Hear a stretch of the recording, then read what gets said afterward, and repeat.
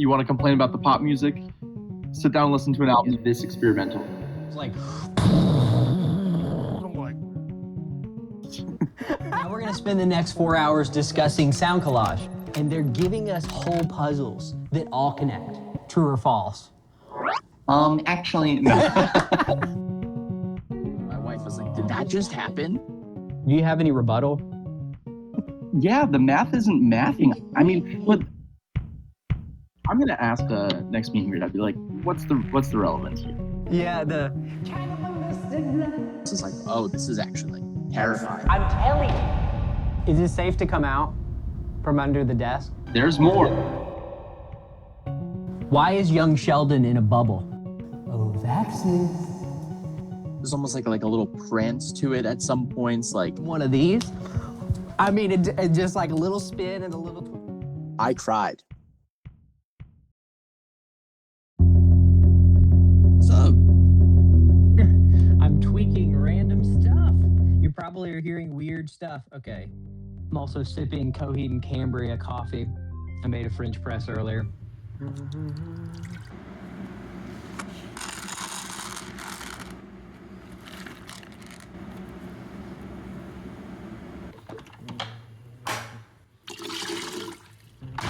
Did you get the tour blend? Yes. How is it? Dude, I love it. It's just good coffee.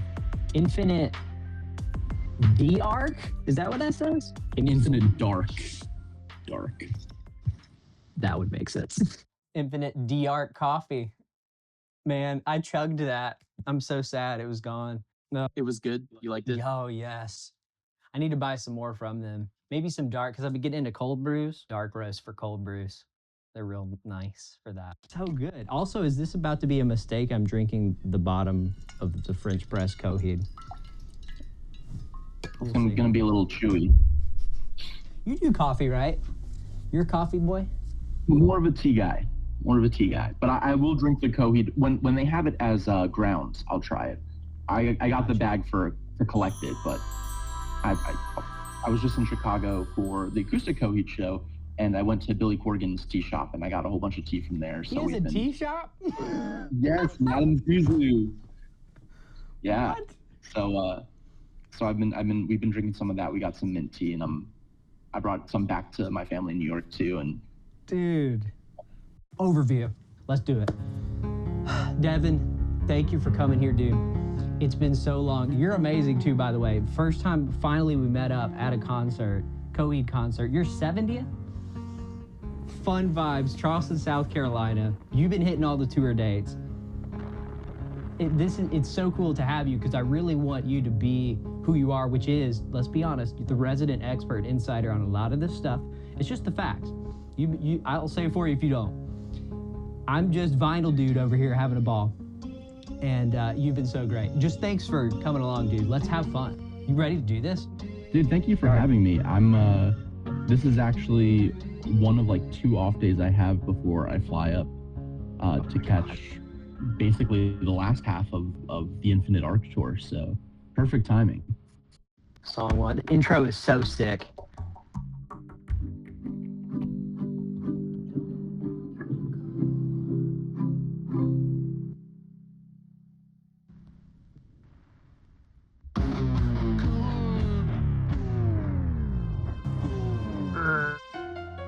I pressed the power button on my iPad and then it kicked you off for a second, but we're good. The brand new M4 iPad, everyone, where if you press one power button, it shuts down your entire video. Go Apple. So it's a super long intro. Mm-hmm. It reprises the hollow from Afterman Ascension. No, not a perfect circle, the hollow. Spotify tries so hard. Okay, yeah, so the first song on Ascension. Mm-hmm. Let me hear this. It's the Keywork theme, but it's the hollow version, like the very floaty. I'll pause for that. I just think it's so pretty how this band incorporates element. They always do that. There's always like there's another layer. Ogres have layers. Onions have layers. Coheed and Cambria has layers, and most people will never know. But it's so pretty, this intro.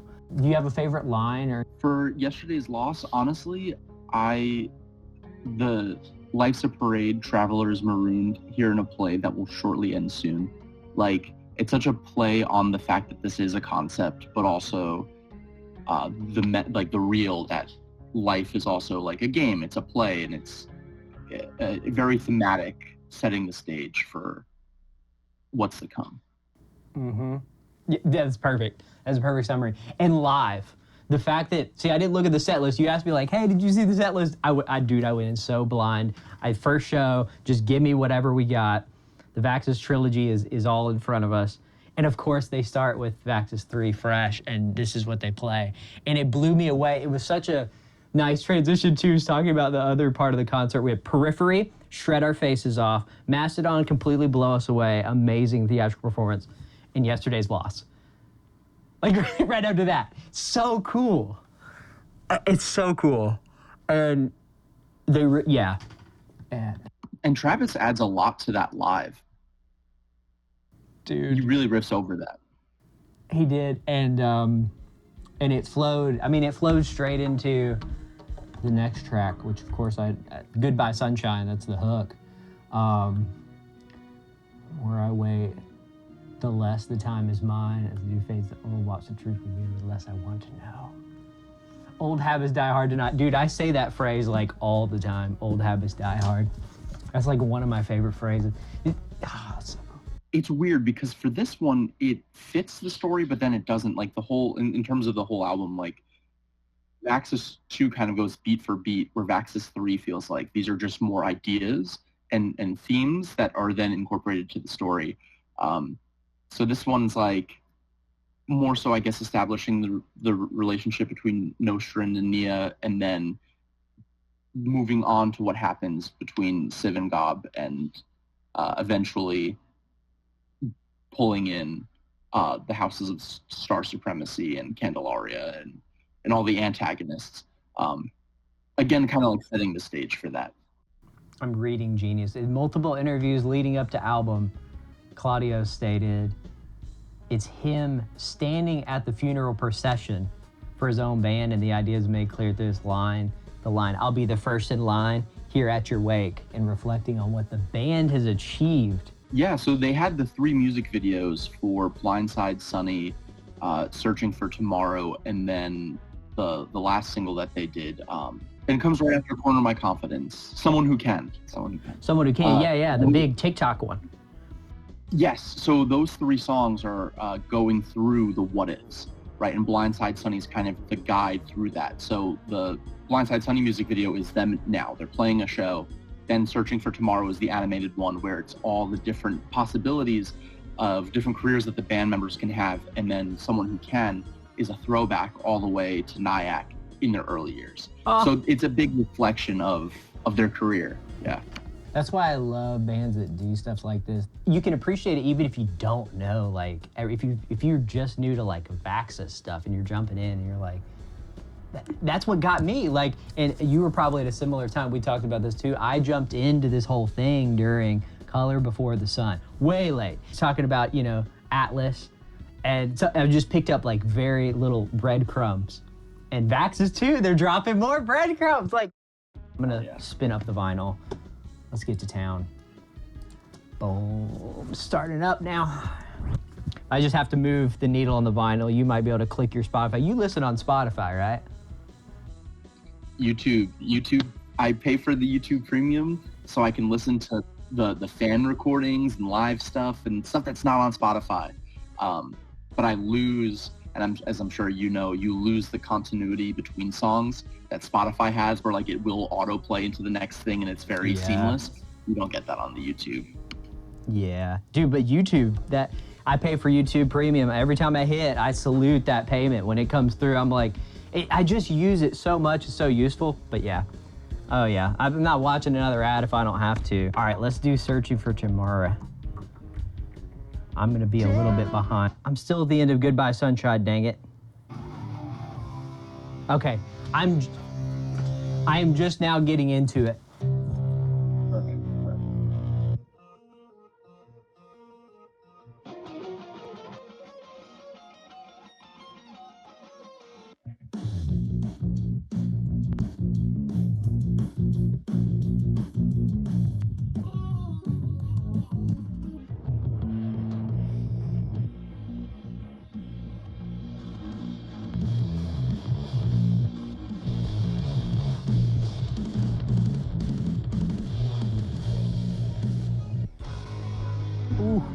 I'm positive. Okay. There's much to say about Searching for Tomorrow. I was scrolling through the credits on Genius, and their tags are rock, concept album, USA, in English, prog rock, and post-hardcore. And I was hearing a little of that post-hardcore where it gets fuzzed out and insane in the bridge. Like, they kick it up a notch. Like that like electronic bit. Yeah. That I love how that penetrates the entire song except for the breakdown, and they let that, so it kind of like you get to breathe, but as that moment happens in your subconscious of listening, it explodes with the breakdown and rips into the solo, and that's just like Claudio's ability to add that into the song and compose such a piece. I haven't seen a single complaint about this song. This was like universal. They dropped this and everyone was like, yeah, this is absolute heat. The halftime portion, the chorus is great. Like, the lyrics are phenomenal. So cool live. What I need to do is also pull up the set list from Charleston. So they didn't do this one until a few songs in between. They did Shoulders, one of my favorite sounding guitar tones of any Coheed song. I think I give it the award of best guitar tone Coheed and Cambria song for me. Do you have one that hits you like that too when it comes to the guitar tones on a song? I mean, there's so many. No World for Tomorrow, the title track, that guitar is honestly that whole record, but the Shoulders riff is like top 5 Coheed riffs. Yeah. That's just ridiculous. Also, No World for Tomorrow, insane. The Running Free guitar was also like what I would test my speakers to. But what I do like is the music video version has, when it's just like the break and Claudio's just singing, You're Going Home, You're Running Free. In the music video, he's actually underwater, and they add an effect that isn't on the studio version of the song, and it's kind of like a muted vocal to match him being underwater. And I like that version a little bit more. It kind of adds something to it. Dude, there's so many Easter eggs with this band that are just like... Yeah, it's like right when you're finally getting to the end, it's like the last bridge. It like cuts out and there's like a heart monitor in the background. It's like low-key Afterman vibes. Okay. Oh my... Yeah, I pulled it out. This is almost like, next time I go lift, this is first song on the playlist. This is the one. And not that like this is the most workout song, because there's some shredding insanity coming up, but like it's scratching the pop itch. It's kind of bringing the rock, prog rock, I guess hardcore USA according to Genius in English people. Interesting they put it after Blindside Sonny, which we haven't got to yet. Thoughts on how they're flowing the set list versus Vaxis 3 album order? Any thought? I'll be straight up with you. I think Vaxis 3, now for 10 years, I have said with my chest, The Color Before the Sun is my favorite Coheed album. Yeah. Vaxis 3, I think, is the replacement to that. I think the flow of Vaxis 3 is perfect. You have every time that your musical palette starts to get bored, you enter like a new mini suite of something that keeps it fresh and keeps your ears wanting to listen to more. And then you're into the next part, and I think that flows. Really hard to replicate that in a concert. Yeah. However, I think they do a pretty good job of, they start the main set with Yesterday's Lost. They start the encore set with Corner My Confidence, kind of palette cleansing in between all the, in between the In Keeping Secrets and the Play the Poet. It's, and as you said, coming in from Periphery and Mastodon, they take it, they slow it down, and then they give it to, like, it's really, really interesting how they develop the set list, and I do think it works. But yeah, it's hard to really top the flow of The Father of Make-Believe. That's exactly what I say. So we 100% agree on that, dude. There's something that scratches so many itches, different fan bases. People are here. I like this part of Coheed. Those people, welcome in. Vaxis 3. You know what I'm saying? So yeah. But before we jump into The Father of Make-Believe, though, this is something that I realized. Before this tour, when they opened with The Dark Sentencer, they did a special version of Prologue, that instead of synths, they actually played instruments. And there's video on YouTube. There's like an official Coheed live version of Prologue. Let me to look Dark this up Sands. then while you're talking about it. Coheed. The footage is like from the Unheavenly Canada tour. From this guy named COTF Devin. I'm not... Oh, you don't have to do that. You can just do the official Coheed one has the best audio. About a minute in. I'd say like 58 seconds. Okay. 50. Yeah. I'm going... Let me pause it. Go ahead. Down. Those hits. This part. Okay, those hits. Go start the Father of Make Believe. Okay. Okay. Okay. Father Make Believe. Oh, wait a second. Yep. They reference the live version of Prologue for the intro of the Father of Make. I've never seen a band do that before. or heard. Again, it's like so. This is so cool. The fact that they're tying it in, dude. Good find. But on the studio, it's synth, so like you wouldn't know unless you've heard the live version of it.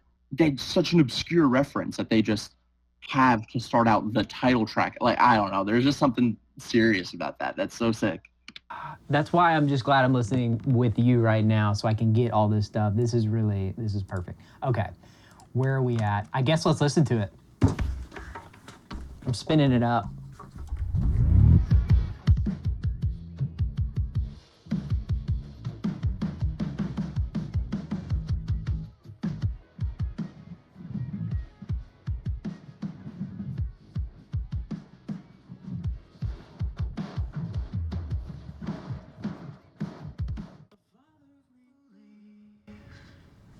Whoa. Whoa. Yeah. And you'll find I'm not how you remember me. He says that, but the way he says that is... You'll find I'm not how you remember. It's syncopated, and the syncopations just get me every time, and they come up with new ones. And that line in particular, I was like, I need to like highlight that. Common age criminals, serial, who trading memories for miracles. Like the infliction on the words is so good. And then pride and grace are feeling outnumbered. The way he comes in on that pride. And then Josh's kick, man, that is another thing that deserves recognition. He just unrelenting. It's so good. It is. Where have all the angels gone to burn their wings? They took it up a notch again in the bridge. A common theme, this sounds so pretentious. A common theme in Coheed and Cambria's music/story is angels burning their wings. The most notable of these moments is when the prize, Ambelina, burns her wings to leave her kin and guard over the crowing. True or false? Actually, no. Honestly, it was my least favorite song on the record until I sat down with headphones and like heard it, you know? The Spotify listen at midnight through the TV, you know, with wife and the cats, like it just hype is so different from like dark room headphones on zoning into it. But I love that. Where have all the angels gone to burn their wings? It's phrased as a question, and you're seeing that question be posed from Naya Nasha, who was brought into the story in Vaxis 2 and is now questioning her place in this new universe. And it's like all these different elements. The father of make-believe, huge spoiler that I'm not going to spoil, but a certain character dubs Vaxis as the father of make-believe, and like now having the concept component to that. This song is, you could say about every song. It's so good. And this is the title track. What the heck? Like, right? I was like, oh, it's the phenomena of like the title track being the least impactful of all the tracks. And I was like, oh, of course. Leave it to Coheed to break the mold on that one too. They didn't let off the gas. We're not either. We're going straight into Meri of Mercy, which by the way is my mom's name. Shout out to my mom, Mary. M-A-R-Y. But one day I'm going to play her this song. Man.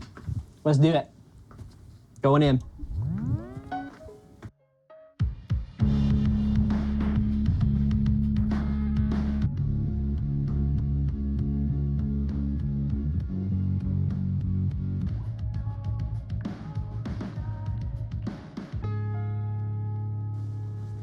Okay, that is the end of side 1, I think. Literally, we're only 1/4 of the way. What? This is like the same. I'm having deja vu from freaking second stage. Seriously, thank you guys so much for joining the Goddardam Gazette for this, our first ever album discussion for the second stage Turbine Play. Like having Dr. No of the Bad Brains to be on your first song really is just such a flex. Such a flex. Amen. It's like we're at the intro and we're talking about how cool This is where the album really starts. And then from here to the end, it's just truly they do not lift the foot off the gas. And when they do, it's to emotionally gut punch you with corner my confidence in someone who can. And then it's like, okay, we continue. It's like ridiculous. The Meri where he like dives and then soars. Mm-hmm. Oh man, Mm-hmm. I don't know. This is just a catapulting song. Mm-hmm. Do you think? I mean, this is a love song. This has got to be. It's the wife of Cirrus.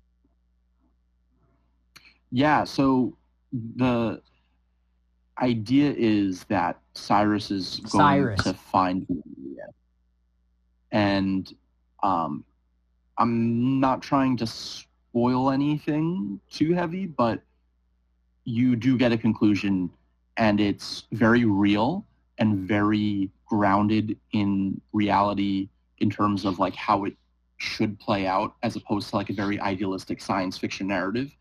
And that is, I believe Claudio wrote this song based on his grandfather who lost his grandmother and like lived his whole life without her, but also, you know, that's life. That's like a very real thing. And that's replicating why he brought his grandfather back as the image of Cyrus Amory as he has aged since we knew him in the aftermath. Okay, ready when you are, buddy. Let's rock and roll.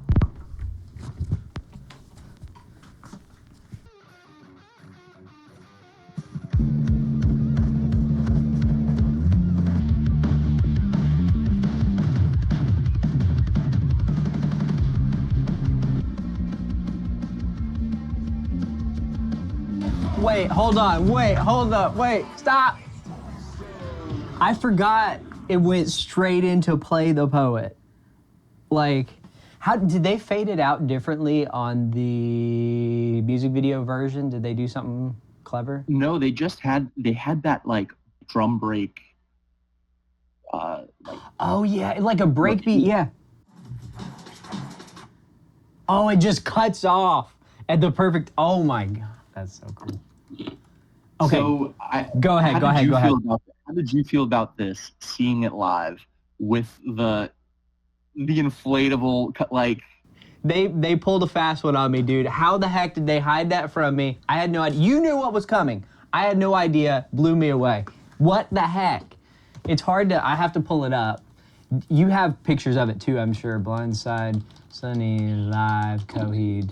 I'm just trying to see like from Coheed in Salem. Yeah, they posted it 6 days ago.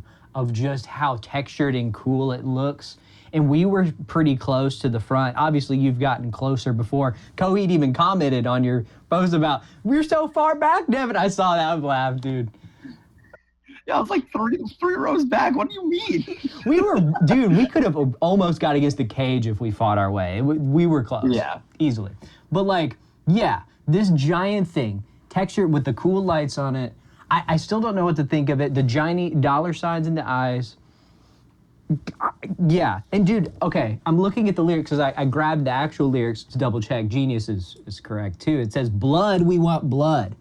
I thought it was blind, we were blind. The whole... I completely understand that. In context, knowing that he was a bounty hunter, because that's like the little crumb of information Claudio gave us. So he would have to work realistically for Boss Candelaria. Candelaria's whole thing is getting the blood of younglings to retain his eternal youth. So We Want Blood is literally him wanting to capture Vaxis for his blood. Like that. Like this song is all about the motive of Side Sonny. Ah, okay. Because the Genius Standard says this song introduced a new character named Blindside Sonny. Song seems to portray him as some kind of ruthless mercenary who is after the unheavenly creatures, like you just said, Vaxis. This seems to be his first encounter with unheavenly creatures, telling them they're now being hunted by him. And dude, when this song came out, it really does feel like this is a crazy comparison too, I know, because it's like The Joke and Joker and all this stuff, but it's giving me Heath Ledger, Joker, Dark Knight vibes. I don't know why, just because of how villainous. Dude, it's scary good how awesome this is. Okay, so it's like the swirl too. The way they designed this is so cool. Blindside Sonny's on this side of the swirl coming down, and Vaxis is over here. He is being hunted. It's starting to make sense too, even the art with it too, and there's probably more to the story coming along down here. I don't know, but well, dude. look at the inside trifold is the ending of the story, right? That's Blindside Sonny, and he's got Vaxis. Oh my god. Yeah. What?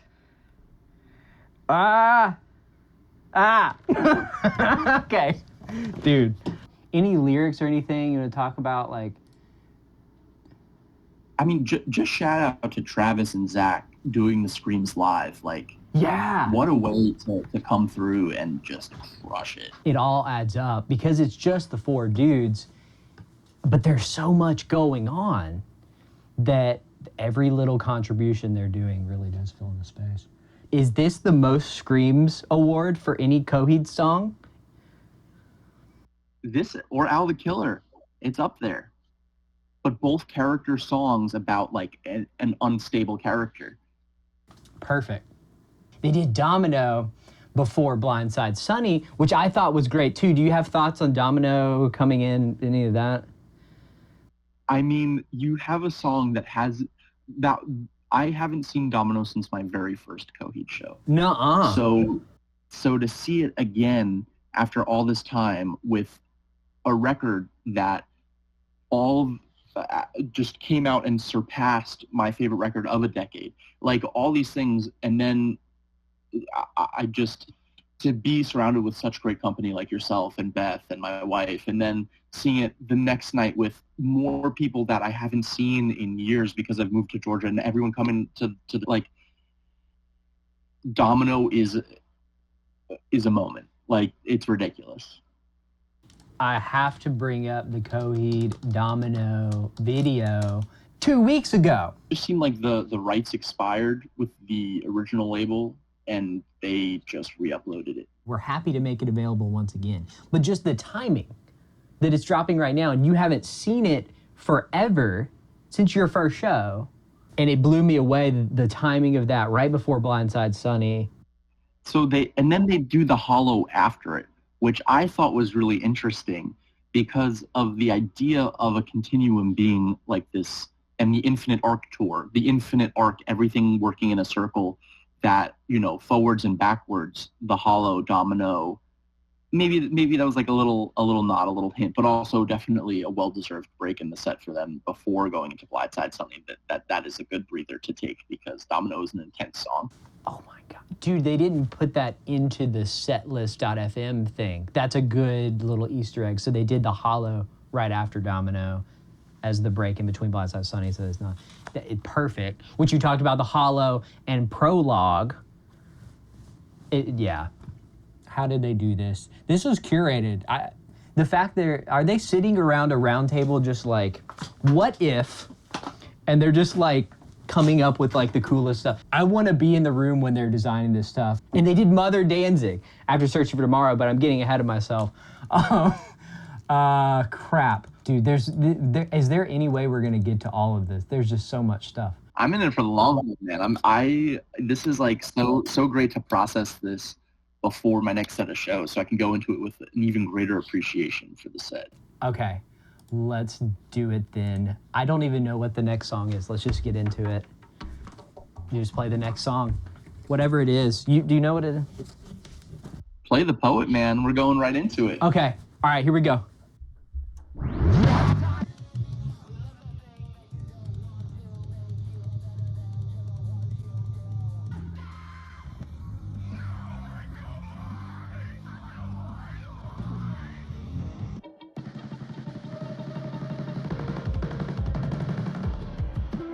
Oh, right into One Last Miracle. Okay, I'm probably right into One Last Miracle again. They've like all flown in to each other. Yeah, that's the thing. That's where it's like from Meri of Mercy to everything else. It's just nonstop. So Searching for Tomorrow has Turn Left into the Flames, and then Play the Poet has Now Break Your Mind and Try to Find the Right. Like the left and right hemispheres of a brain, Side Sonny. Yes. Oh my God. I'm just realizing that too. And actually, before I do, I'm gonna grab like a protein bar. I want a little snack before I start. Let me do that. We're gonna rip a pack really quick. All right.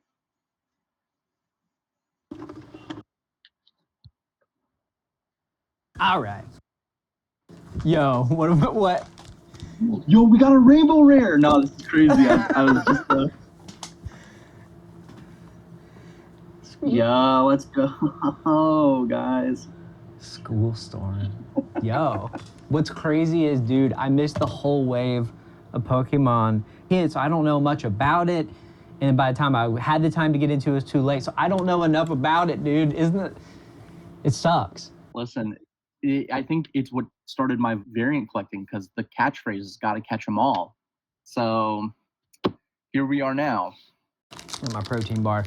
All right, I'm gonna start it up. Let's fire it up. I got the lyrics up. We're recording. Everything's not overheating. Everything's recording. Double, triple, quadruple check. We're good. Okay.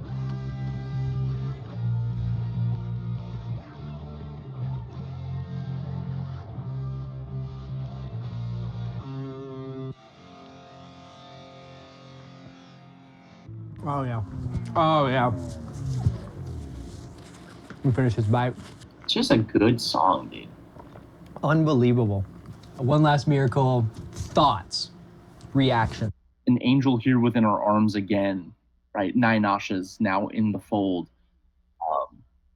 A hero longing for a criminal. Like these are now the heroes of the story, but maybe they need to become the unheavenly creatures again to defeat these bad guys that are coming after them, right? Like they have to be these people that they don't want to be anymore because they have a kid now and they need to be other people. But One Last Miracle, and a character uses this line in the story. I don't know. There's a lot to this song. Well, that's why we're doing this full breakdown. Like ogres have layers because this album deserved it. It really, if you just listen to it casually, like you said, you listen to it on your Spotify stream on your TV or whatever, there's too much here to parse through that I'm not even appreciating till literally right now, and as you're pointing stuff out to me too.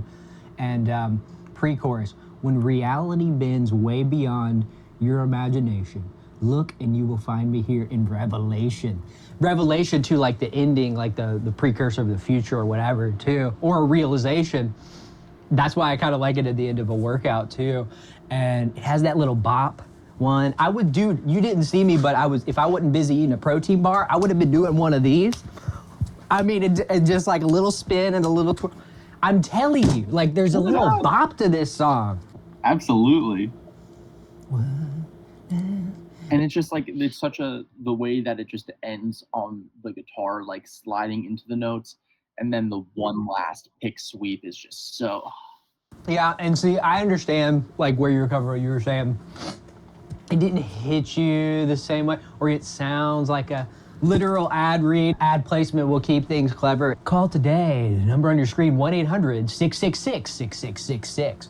But like, are you kidding me? They do everything they just do everything so well. One Last Miracle 2, if you guys haven't checked it out, me and Devin just made an entire Coheed Vaxis Trilogy workout playlist. Get it there. This is toward the end of the workout. This is the power. I know Coheed did this on purpose. They were already thinking of this. They were already thinking of the Coheed Vaxis Trilogy workout. I know they were, because it's perfect right to the end when you need that little push right before All on Fire, which is the powerhouse closer of your powerhouse workout. But go check out that if you want to see that hilarious video that we did. Thanks, Devin, for helping me out with that. Okay, let's talk about One Last Miracle. Why is Natalie Portman's cleavage in my video? Okay, get out. All right. Because like Genius has those stupid videos that pop up on the side. Oh, gotcha. All right, Anakin. And Sean Hannity, please fuck off. All right. I said Natalie Portman, it's Banks apparently. I don't know what's going on. It pops up. Whatever it chooses. I have ad block, but I don't know. Now we have... The next song they did do live though, and it was to start out their encore. Yeah, and again, this whole album has these little transition things. Should we just go straight into it? Yeah, man. Okay, and then I'll talk about some of my thoughts about hearing it live too, and yours. All right, Corner My Confidence, let's go. I'm gonna start it up. Here we go.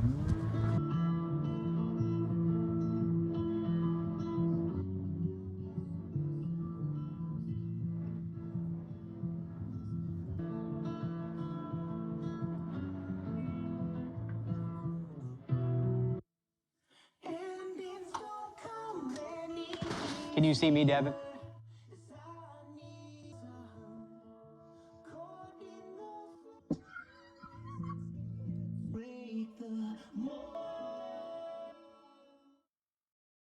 God.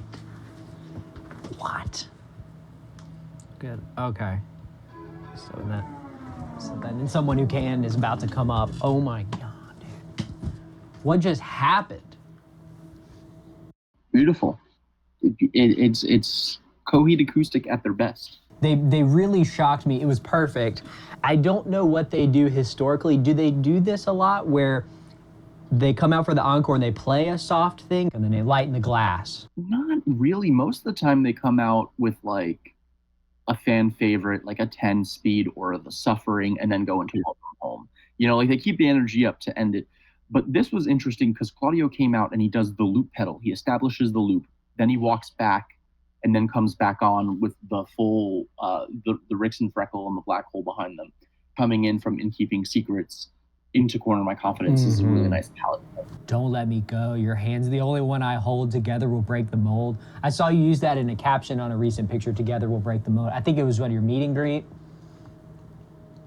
Yeah, with my wife and I. I mean, this is the flip side to Wake Up, right? Where it's like, oh my God, the partner is leaving and you know everything's uncertain, and this is like, would I be, you know, the one that you chose? Like, you are here, we are together, we can break the mold. Our Love does that as well, and Lucky Stars, but like it's that recurring theme of like Nostrand and Nia are very secure in their relationship now, to kind of combat the anxieties of the past, which is really beautiful. So beautiful. God, I'm glad you said that. Fresh, my reaction to the live performance of Corner My Confidence and Play the Poet, I think it slaps going right into each other. It really works, to the fact where I just kind of thought that's probably how Vaxis 3 was laid out because I didn't really remember the exact track order. It works, even though they're very much diametrically different in sound. And it's such a sweet song. I saw people slow dancing in the mosh pit, in the pit, dude. Did you see that too? I mean, we were in the same pit. That was so beautiful. No, I will be right back. I just need to help my wife bring something. So actually, if you want to like intro someone who can, and then you can. Okay. While he's doing that real quick, amazing show. They do Someone Who Can. Travis prefaced it with something that was interesting. I think it was like a nod to all the new fans that are coming up from TikTok. The Someone Who Can song is blowing up, and it's probably the most pop song they've ever written. I mean, I could hear this at water parks and anywhere. I mean, some people would be like, it's a throwaway pop song. But you got to listen to this song and check it out. That's why we have Devin here, guys. I'm going to start spinning it up.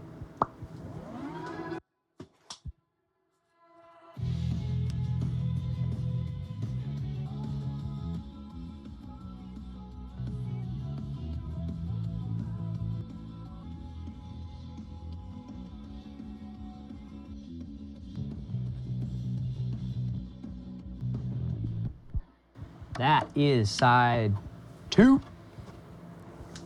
Oh, where are we at? I don't think I had a sleeve for it. I better be safe than sorry. I buy these, I've made tons of videos talking about it, as you probably know. I try to be extra safe than sorry, to the point where I have literally a stack of sleeves over there, probably 30 of each, just to make sure I'm sleeving it. It's just like a ritual of like taking care. Of course, putting coffee right underneath vinyl is not like safety precaution number 1 or anything, but like it's a good ritual process as we spend hundreds and hundreds of dollars on these things as it adds up over time. it's just important to do that. But yeah, dude, I want to talk about someone who can. This song is ironic, and it's like on 3 different levels, as you probably know. I'm gonna send you a link to this TikTok we can watch together. Divorce Dad Rock. Diabolical work. It's just so funny to see her side by side with Claudia. What I'm trying to tie in here is the fact that there is this whole generation, there is this whole group of new fans coming in to this music for the first time, and this is the song they're hearing for the first time. I really do believe that. We talked about this too with second stage turbine blade sound. Well, fans are mad that like a disappearing act has synths, or it's like some stupid stuff that I was hearing. And it's like, bro, they've been doing this all along. Where have you been? They've been evolving their sound over 30 years as a band. Like, what are we talking about? And Claudio implies they're beginning to lose their magic. The younger generation always says the older generation is out of touch, a sentiment which Claudio echoes. And the lyrics, right off the jump, this is us, running out of magic, losing touch. I love that because that's exactly what people are gonna say when they hear Coheed do a pop song. They're gonna be like, oh, it doesn't sound like it's an L take. Very Jesse's Girl 2 in line with that. And it's cheeky that they're like, we're out of magic, yet here's this song right from the 80s, 40 years later, that we're able to replicate in damn near perfection. Following up, Corner My Confidence, like these 2 songs are just the 1-2 emotional knockout.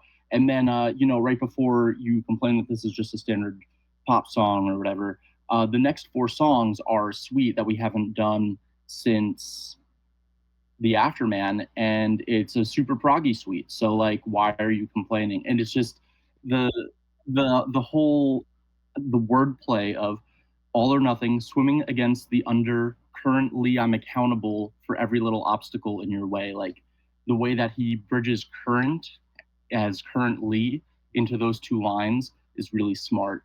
Travis's leads are fantastic. And yeah, man, it's the music video. It's so good. Just young Coheed running around Nyack at all these, really important locations for the fans over the years from some of these live videos that have really been staples in the fandom. Are you on albatheyear.org at all? Are you familiar with that?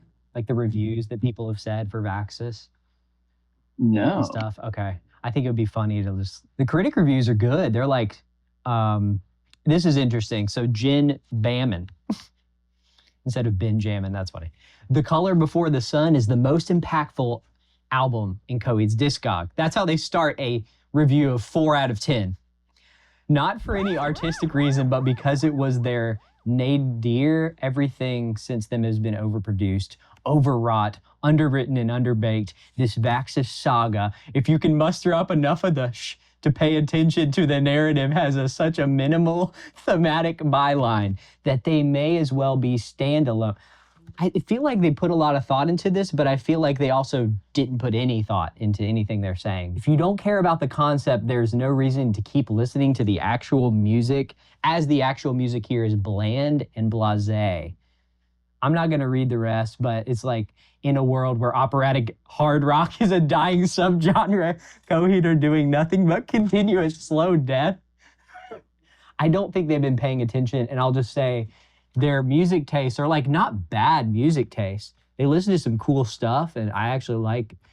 I just think they probably didn't spend it. Again, this is like the stuff that I interact with. Is like, really? Are you? And they talk about The Color Before the Sun being the most impactful album. Do you have any rebuttal? Yeah, the math isn't mathing. I mean, but like that's Coheed, right? Like I know people personally that do not like the Afterman double record. And to me, that's wild, but also that's completely valid. Now, do I think that Coheed is beating a dead horse in a genre and keeping it on life support like this guy's saying? Absolutely not. I think they're 30 years in, still keeping it fresh and exciting. Like you said, I think that this record specifically, if you don't appreciate it now, sit with it for a little bit. Let it grow on you. I wasn't a fan of all the songs off the dome either. The concept heightens it to an entirely different level. that art, the art is so good. The themes are so good. If you have listened to Coheed at any point along the discography, there is something in this record for you. So I don't really agree with that review, but I can't disagree with someone's opinion. Yeah. Oh, this is funny. It doesn't have a rating. It says, "Why is young Sheldon in a bubble?" Okay, so that is actually, how spoiler do you want for this? I think if people have followed along this far, give me the goods. You know what I'm saying? Spill. Okay. So that is actually a black hole. Now, what's happening in this part of the story where there is a black hole is the Rixen Freckle, the ship that Nostrania, Vaxis, and the rest of the heroes are on, is approaching this other ship that's by the black hole. They get to the black hole and they get off the ship to see what these inhabitants are. They are peaceful people, and they are led by none other than Chase, the visual. For some reason, she has survived all the events of No World for Tomorrow. She has survived thus far in the Vaxis arc and is here with us in Vaxis Act 3. And she dubs Vaxis the father of make-believe. She references Claudio Kilgannon, the defeat of Wilhelm Ryan, and the destruction of the Keywork. And Chase and this colony of people who I believe are the residents of the Keywork are there protecting travelers from this black hole so that they don't get destroyed by it. So at this point, all the storylines come together, the bad guys come together, and they have this plan that is sprung into action. They're able to capture Vaxis, but Chase kind of gives Vaxis her blessing and says that he is this one last miracle that she'll get to see in this lifetime. Bro, that was perfect. Come on. It's so good. But this album is good, but also I really appreciate you explaining a lot of this stuff because I don't have a script. We're just dudes talking about this stuff, but we just love this stuff so much that we want to share, want to showcase. We don't just want to crap on people on the internet or we actually just trying to showcase, prop up this beautiful stuff that we love. And that's exactly what I appreciate so much about you, Devin, what you do and who you are, brother. Likewise, man. I appreciate that. And that wasn't a perfect explanation. It's still super fresh and it just came out, and I haven't done the deep dive read yet. I've just kind of did the, oh my gosh, I gotta flip through all these pages and get it in, but yeah. Oh, and dude, we could be revisiting this in 10 years. Who knows? We might be in 10 years, with our old Vaxis beards on, we might have some more thoughts. I don't know, But this album just came out. We're talking about it. Imagine if people had this stuff too, with Second Stage, videos like this, reacting to it for the first time. We would love that. So I think we're just doing, I always want to make stuff that I would be interested in seeing, and that's the whole point. But this album, we're bringing in new people to the fold, baby. Welcome.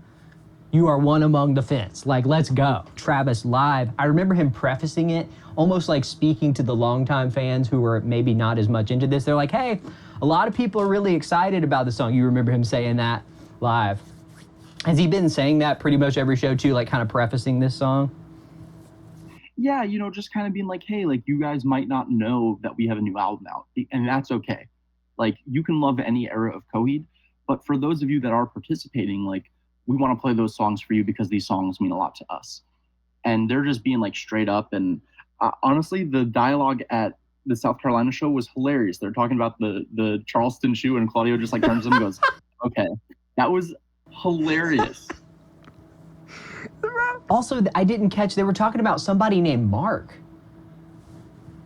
Yeah, Mark Shishki, Shish Kebab. He's a longtime friend of the band and a really, really nice guy. And I think it was really cool that they gave him a shout out. That's awesome. Mark has got to meet a fellow Mark. Again, it's just even my same name, Shaw. I was Mark Shish, what? I was doing a whole thing, dude, when he said that. I'm what? Huh? The spotlight's on you now all of a sudden. What? Hi, Claude. I got someone who can, after the midpoint, they did the Mother cover, they did a Favor House, Atlantic, Everything Evil, doing classics that everyone knows and loves pretty much. and then someone who can, you know, with that preface. There's something in it for everybody. If you're an everything evil guy or someone who can, welcome One Among the Fence. Like, that's the vibe. Live slaps. That was another one that just like Someone Who Can for me. You know, Liars Club is a song that gets the crowd going. People love that song. And I think that we were talking before about how they put the set list together. I think it's really smart, the placement of the songs, because you get, like you said, everybody is singing those words, screaming those words. Would you run down past the fence? Like, everyone's together. And then it's like people that you were just screaming along to Everything Evil with right next to you are also singing along. So maybe I can join them with this song that I'm not too sure about. But actually, it's a really good song. And you know what? The people around me are enjoying. Like, it's smart in that sense. Dude. Yeah, you hit right on it. Okay. So I guess we're on to the Continuum. You want to do it? Oh, all right. Here we go. Save. I have to save my vinyl. I forget. I'm trying to like dub it to digital too at the same time, so I gotta like stop it, restart it. Okay, so I'm gonna start that. I'm gonna start to spin it up if you're ready, man. Absolutely. Let's hear some All Mother. We are on side 3 or 4. Crap. I think we're on. This will be side 3 because side 4 is the Omni Voice. Okay. Side 3, dropping the needle.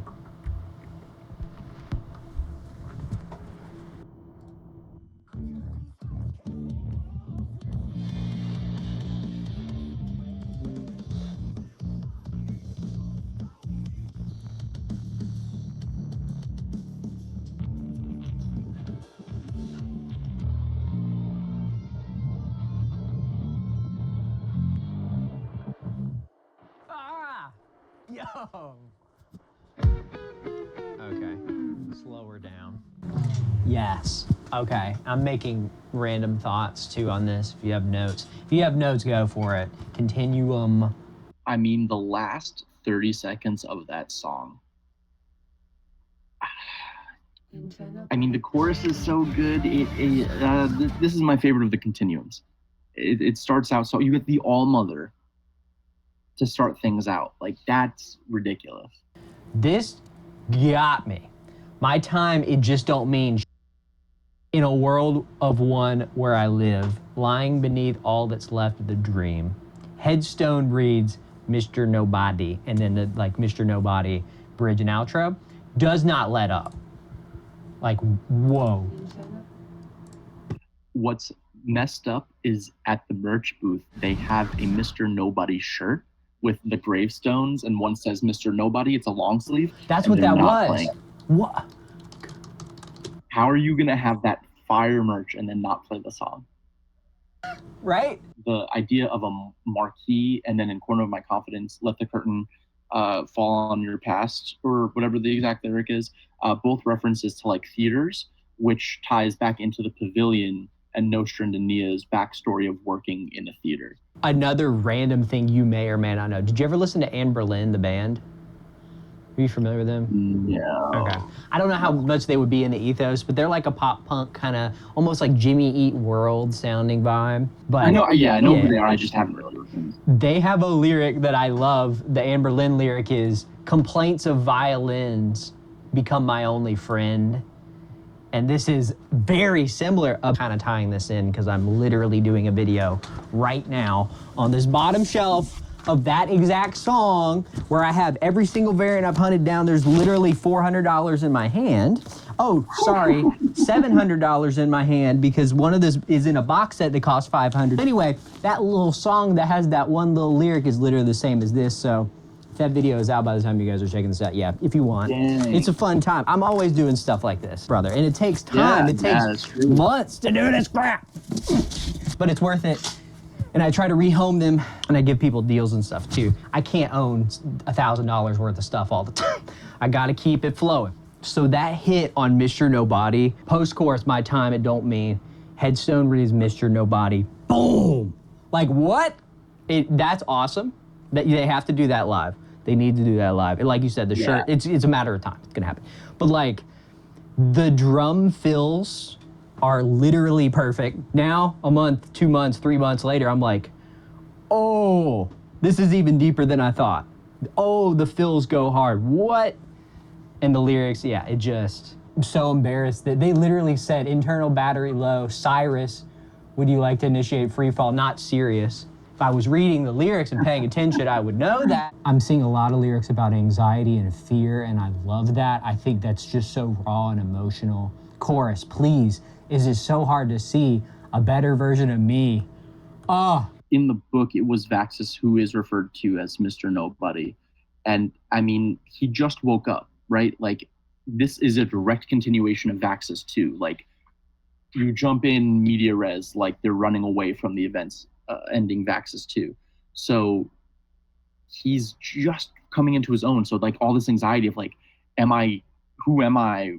Like, where do I stand? Can I be a better version of me? Because he just had access to all these realities as a window, and now he's kind of trapped in his own, even though that is the real. Wow. I was actually going to ask you, but I thought it'd be stupid to be like, who is Mr. Nobody? Is there lore? Because it's like, it's Mr. Nobody. That's the whole point. But like, literally, you just explained why our baby boy, oh, Vaxis. Like Vaxis too. I love that. So we're on the Flood. And the Flood, I'm going to give you this hint, and I want to see if you can maybe find them. There is a part from second stage, and there is a part from Vaxis 1 that are reprised on the Continuum II, the Flood. Woo! Okay, yo, I gotta pee, and then we're gonna dive into that. Do you need a drink or a break or anything too? Yeah, I'll grab a slice of pizza. Sweet. Like the Cure, Evanescence, goth vibe shirt, and I saw it live, and I went, yo, that one looks awesome, because I was trying to decide which one to get. I ended up going with that tan one. And okay. It's like tan and blue. But you know what's hard about that one? It looks like that one. But you know what's hard about that one is it's hard to find a good blue that matched that. I had some blue shorts. They didn't quite match. So I went with this dark gray. And it looks perfect. I bet you have like all their merch. No, actually, this tour I didn't get any of the clothing yet. Yeah. There's time. No, I got like the little tchotchkes, and it's expensive, and I spent my merch allocation on vinyl and comics, and like I'm okay with that decision. I have so many Coheed shirts that I got the tour poster, so yeah. I got something to commemorate the tour, and that's cool. That's sick. I mean, the only other thing we didn't talk about from the whole set list was Welcome Home. And I just want to say that Welcome Home is a perfect Coheed song, perfect closer, but also everyone's even getting ready to mosh because they know it's about to happen. And it's perfect. Welcome Home live is perfect. You have to experience it live. Everyone's going ham. I don't care how tired you are. I don't care what's going on in your life. You're healed once you hear Welcome Home. Positive. There are some shows where they haven't done it, like Neverenders and one-offs. But when that double neck comes out, yeah, they do a song for the VIP, and it's been Skulls by the Misfits. Okay, so we're on Continuum. Flood. Yes. And I have the lyrics up in Genius, and I have to cancel every single ad that pops up. All right, Continuum Flood. You ready? Absolutely. Let's do it.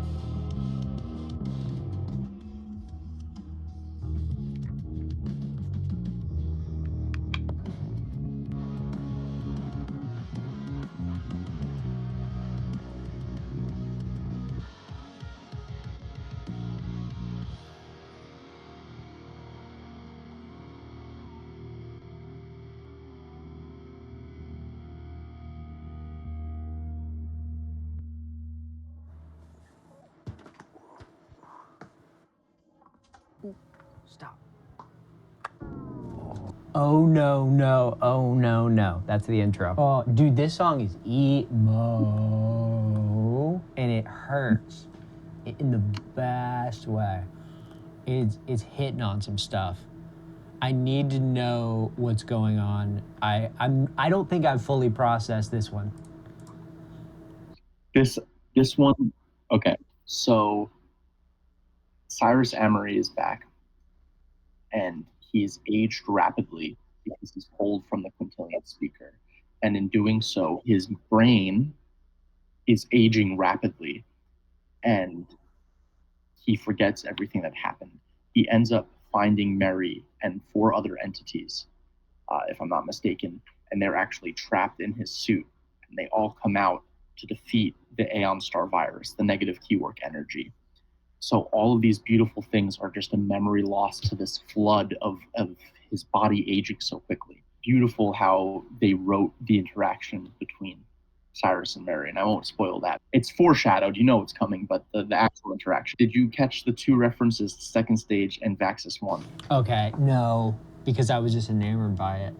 Referring to many times. So I'm looking, I'm digging. So let's start with the second stage. Guitar part. Okay. Yeah, you pulled out the guitar too. Do you play guitar? A little bit, very poorly.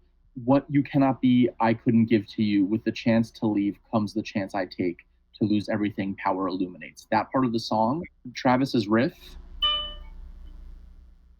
is Delirium Trigger. Underneath that part, high pitch, because it's in a different key. That's what might throw you off. But it's the Delirium Trigger, down, down, down, down, down, down, and it's faster too. After that, the water rushing, everlasting, over all these precious things. Hear them whisper, sharing secrets through a force-fed lyric. That arpeggiated guitar is Old Flames. No one put that in Genius. That's the thing, dude. There's so much going down. Oh my. Yeah, so if you want to know more about how those came to be, check out my interview with Travis Stever over on the Goddamn Gazette. Dude, yes. Like, I don't know where the heck people have been. So freaking cool. And then the song itself, I mean, just memories lost in the, like, that's, concept aside, that's some deep stuff. Also, Delirium Trigger in the bridge of this. Where's Beth? Does she know?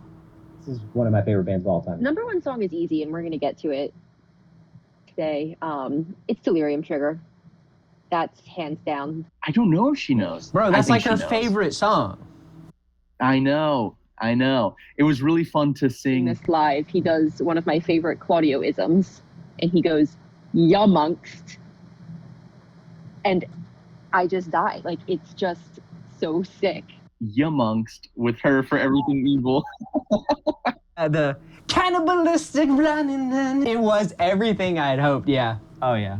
For everything evil, not to be confused with Delirium Trigger, but yes. Water rushing, everlasting over all these precious things. Then it says, hear them whispering, sharing secrets through a force-fed lyric? And then the annotation says, these lines seem to be foreshadowing the chorus of Tethered Together, the next song. I mean, it very well could be, because the next song is where The Color Before the Sun has audience. Vaxis 3, the father of make-believe, has Tethered Together. Oh, should we just keep going? I mean, we're at a point where we kind of need to keep momentum. Flo, we are stopping to talk about it. We want to do a full breakdown. But yeah, this album does have to be kind of absorbed all at once, because all these songs, so many of them flow in together, right? And like, these continuums are a continuum, so we do need to... So It Goes is just the punctuation to it all. So I think that we can definitely listen to these two play out. So side 3, this will be the continuums, and then side 4 is the vinyl exclusive track. It's like a 20-minute listen of the Omni Voice. So it's just an ambient track, but there is a very brief reference to Second Stage in there too. That I was confused about that because, brother, I had only heard the vinyl variant. So I was like, what? I didn't even know what Omni Voice was until just now, so that makes perfect sense. All right, let me know when you're ready. I'm good to go. All right, starting one.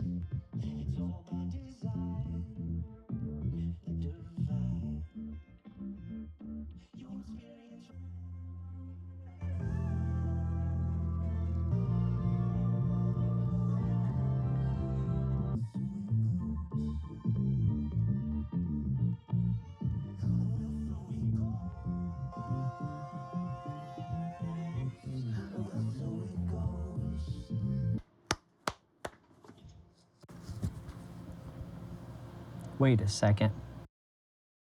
There's more. I knew it. Yeah, it has the fade out. Wait.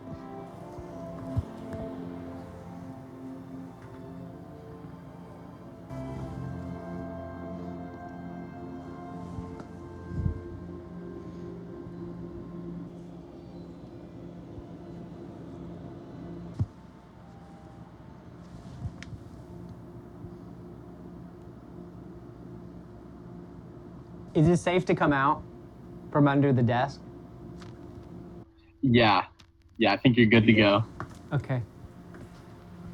Yeah, because I got a little mom come pick me up. I'm scared. He's wearing the sweater. Because it went from Space Odyssey, hurry, love. You know what I'm talking about? Can't hurry, love. It's like, oh, it's also that meme. And then he's looking back at the girl in the red dress.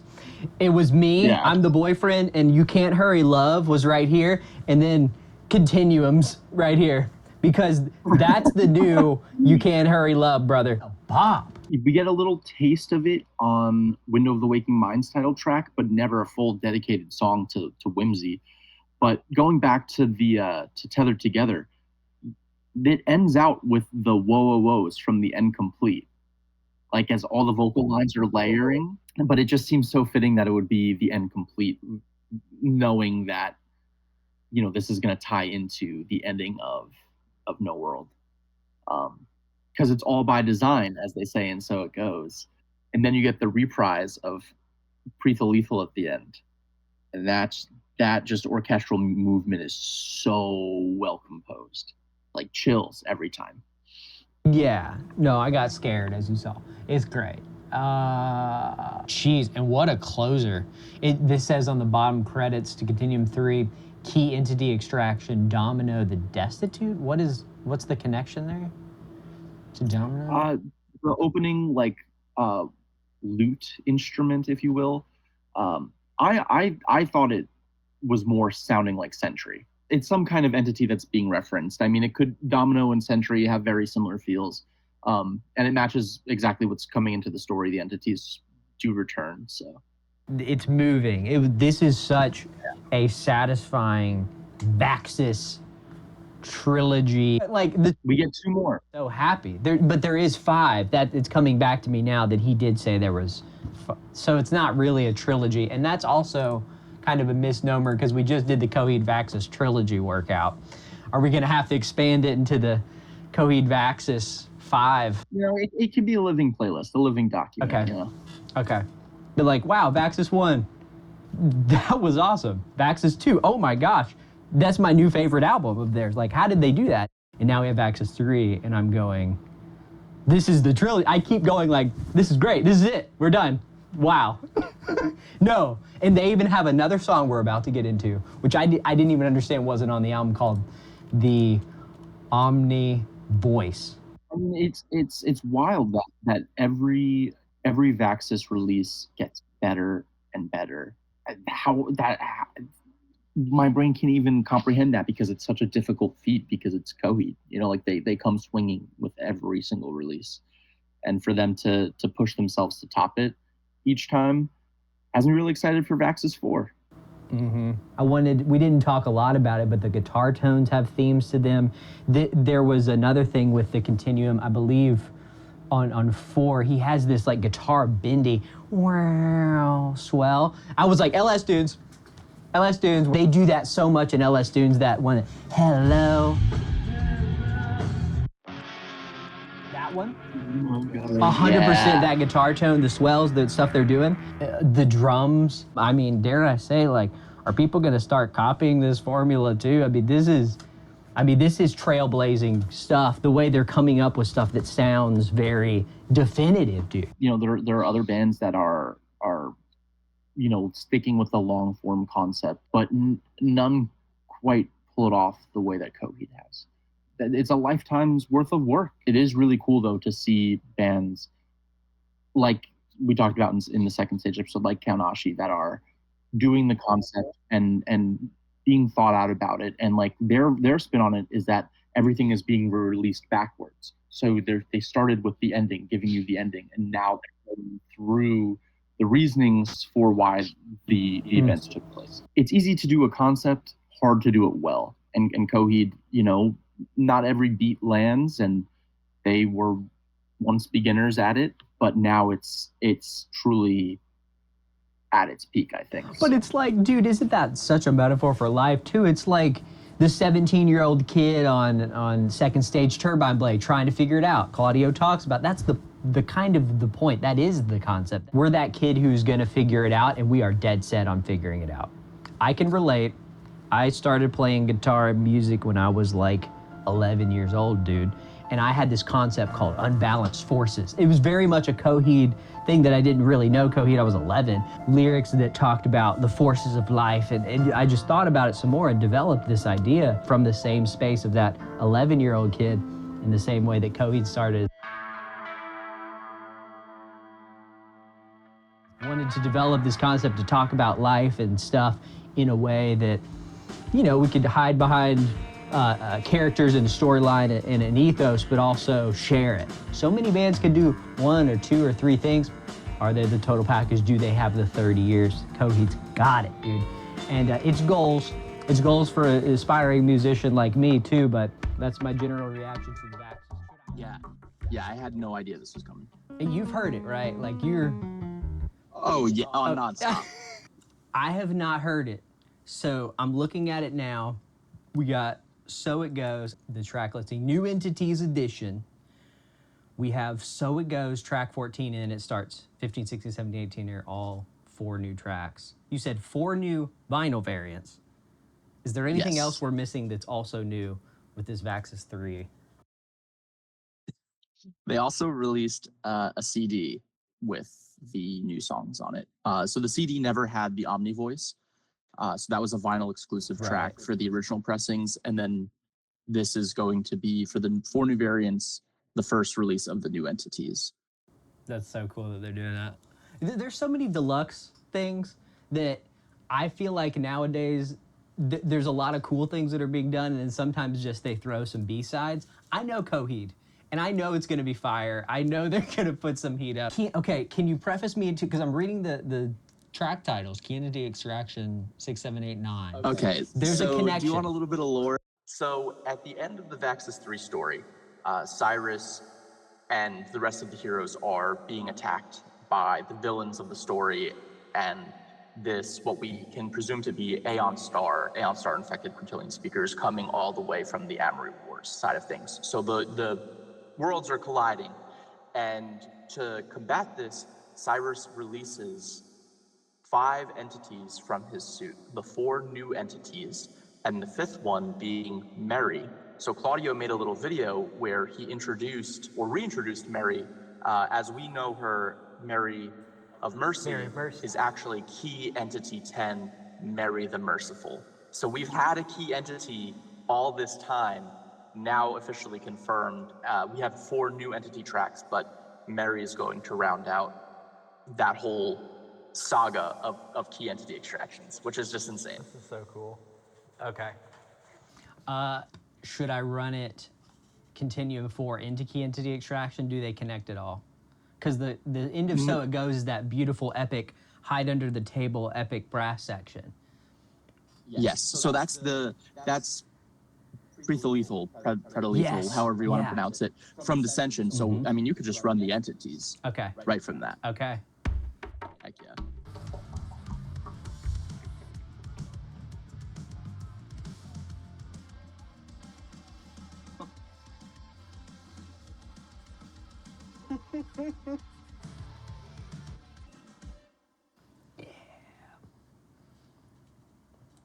Yes. What was really cool was, people are talking about which key entities they were excited to hear. And in the Coheed Discord, whenever anybody typed in Melvin, they got like a special Melvin roll, and it auto reacted to it. So it was like a big hype around Melvin. Everyone's like, "Oh, watch it be, maybe not the best song." And then it comes in, and it's a banger, and you get, lyric drops like "Come What May," a huge running theme throughout the Coheed discography. Just a ripping guitar solo, and it's like really, it's a Key Entity song. Yeah. You said it best too. It's hard to do a concept well. It was like easy to do a concept, hard to do it well. You said that during the last thing. It's easy to do a concept, hard to do it well. And Coheed, not every beat lands, and they were once beginners at it, but now it's truly at its peak. And this is just, again, the fact that they're dropping a deluxe. But it's not just like deluxe B-sides. We have Key Entity extractions. It's tying into old Coheed, continuing a theme and a concept too. And then, but you could also take this just face value too if you didn't know all that stuff. Just because it's so universal, I guess, as I'm just kind of scanning through the lyrics. Now get on the track, stupid. That's the This is another workout song. This is like a pump you up, go get it. Yeah, I would love a little companion story to the new entities, because they're not really elaborated on. Gotcha. Like they're just released from Cyrus's suit, and they do their thing. But in terms of like backstory for these characters, I mean, it's kind of up to you as the listener to decide what it means to you. And that's like a cool thing to know, that they are a part of the concept, but there's not anything solid about them yet. Narcissistic behavior. They can't see beyond the pale of their woes. Sensitive subject. It's always something. Yeah, they say stuff in a way where it's like, oh yeah, I can think of somebody. Yeah, I think the only song on Vaxis 3 that was co-written was Corner My Confidence. That was Claudio and Zach Cervini. Everything else is the band. Yeah. And Claudio. Corner My Confidence went hard live too. It was such a beautiful moment right before Play the Poet, if I'm remembering correctly. Yeah, on that Infinite Arc tour. Key Entity 7 Yuko. Yuko go time on 3. 3, 2, 1. Oh yeah.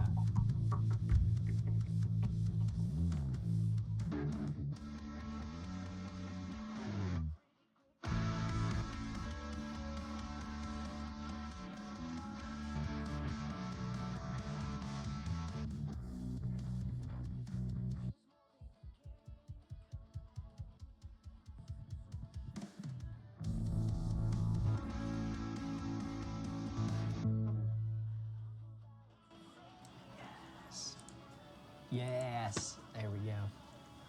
A bop. Yeah, that song and the Melvin, Yuko and Melvin are 2 seconds from the same link. 341, or sorry, 349, 351, yeah. They're like brother, sister, maybe.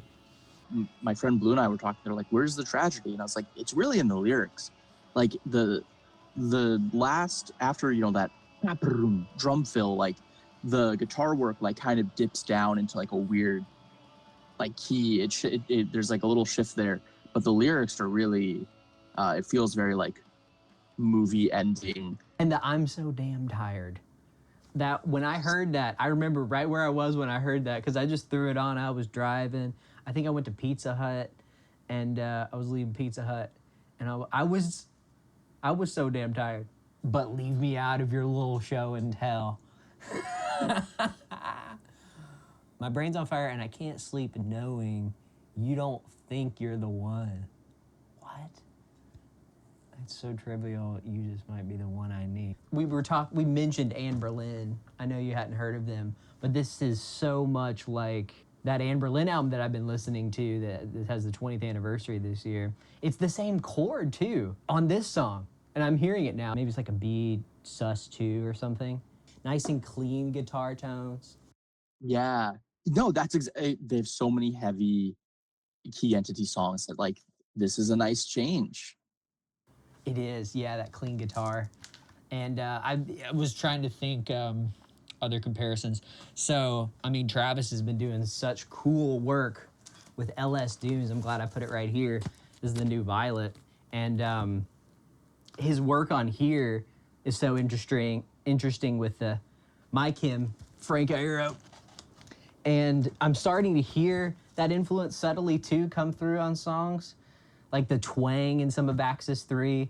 And I think I'm starting to hear it on this, just that very emo pop punk, but then it's like very pop in this moment. Coheed continues to be one of the very few bands, I think, that do innovate this sound after how many decades? The dropout moments, the weird sounds, the weird shrieks sometimes in some of the songs, and you can really hear those nuances in every single one of these new tracks. It's just so cool. You haven't heard the next No. 2 songs, right? I'm so excited. I'm so excited to experience this with you.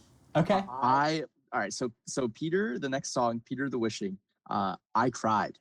It just created an emotional response the last like minute of the song. Oh, But, dude. like as you said, like after all this time, they're still doing these. Just it was one of those things where it was like double taking. My wife was like, "Did that just happen? Did they just play that?" So, oh man, okay, I'm so excited to experience this. Another funny thing it made me think of with Yuko, I named one of my cats a long time ago, Yuki. Made me think of my old cat. I think Yuko was the person that they had that was helping take care of the house and with Atlas, so it was like a cool like little tribute to them.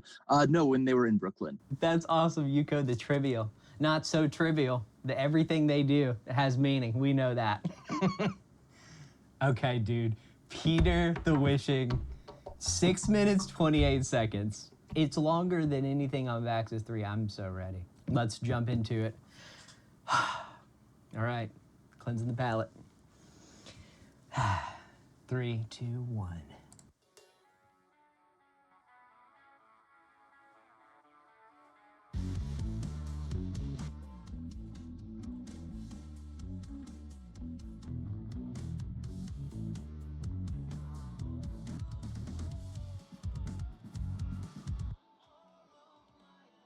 Wait, I know this melody.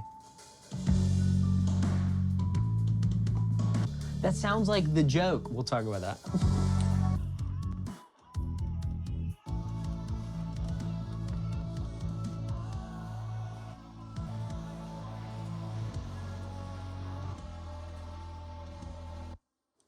That's so pretty. I can't believe it's a over. journey. Too short because it's that good. Yeah, absolutely. Anything we should know about Peter? So aside from the obvious, the lyric like "I wish forever you could stay," Peter the Wishing is also the 1111 that Claudius uses in the lyrics is actually 1111, like the Yes. time where people like make a wish. So that's like a little time, but you wouldn't know that aside from looking at. I mean, I guess you could put it together, but I'm not that smart, so I had to read the lyrics, and then I was like, oh my god. We used to all, like me and my siblings, I'm the oldest of 4, we used to pick a time to make a wish too. And we're like, my sister was like, I'm 111. And then one of my other sisters took 222. And I was slow. So my other brother got 333 and I got 444. And that's always been my favorite time of the day. But 1111 too, there's a Pine Grove album called 1111. I don't know if you're familiar with them. They broke up. I did a vinyl shootout on them. Hey, howdy, hello. Welcome back to a video. Pine Grove, Cardinal. Now, and it was my favorite album 2023. My drone's freaking out, so we're gonna head back. Cool, and they have an album called 1111. I was thinking about that. I didn't know that that's what the meaning of the Make-A-Wish at that time. That makes sense now. The stone shares the name while the dirt holds nothing. It's just so poetic. Words will impart the strength to move. I can picture somebody knocked down and trying to get back up, fire in this heart and the truth that we all are gonna lose someone. Oh, dude.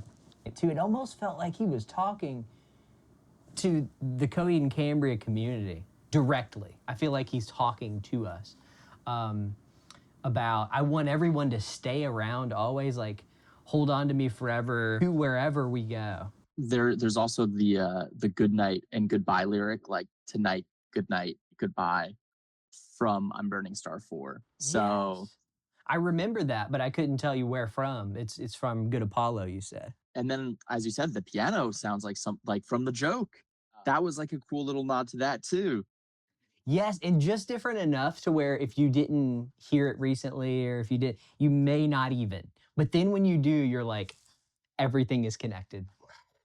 It's so cool.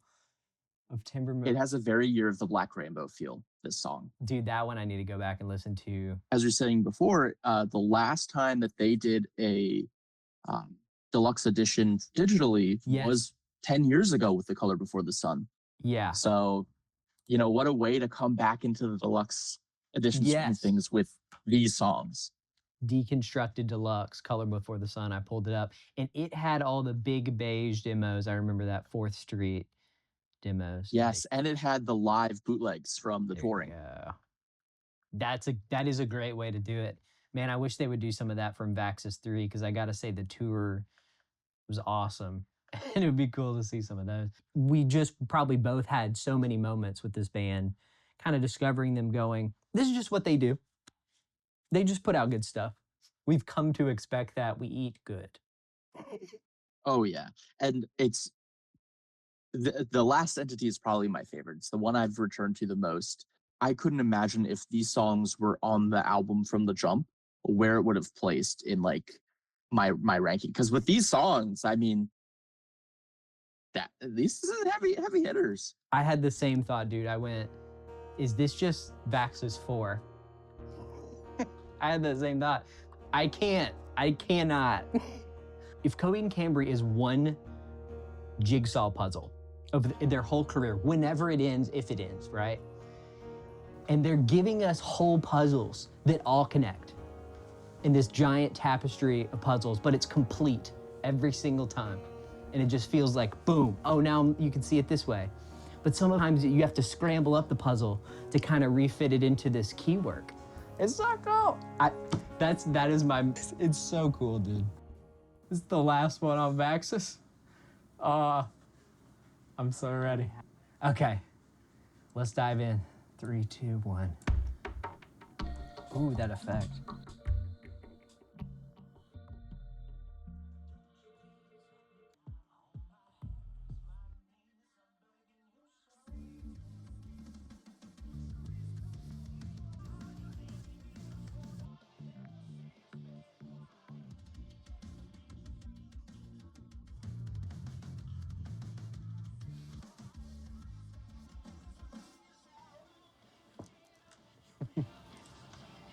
Yes. That's cool. Yeah. Wow. I should have read into the name, Shiloh, the Selfish, that it was going to be a little darker, a little more of an edge, a little bit of aggression. It definitely, like, it hits, like, there's almost like a little prance to it at some points. Like, it ebbs and flows in such a unique way that it's like, oh, it's over. I just need to listen to that again. I still need to, like, understand what just happened. There's the obvious Butcher line. Yeah, in here, Vic the Butcher, too. At this point, it's only headcanon, right?